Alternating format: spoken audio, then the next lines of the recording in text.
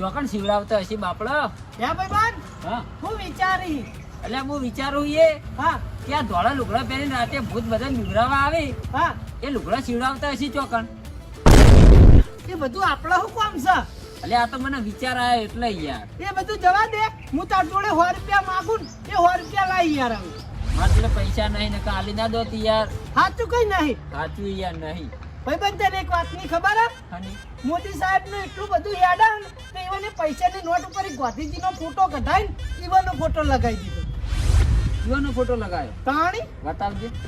મારા પાસે પૈસા નહીં ને બતાવી દો. ભોરે હાલત જોઈ લઈએ ભોરે. જો હટાયો છે યાર આ ગોધી બાપુ નો તો છે.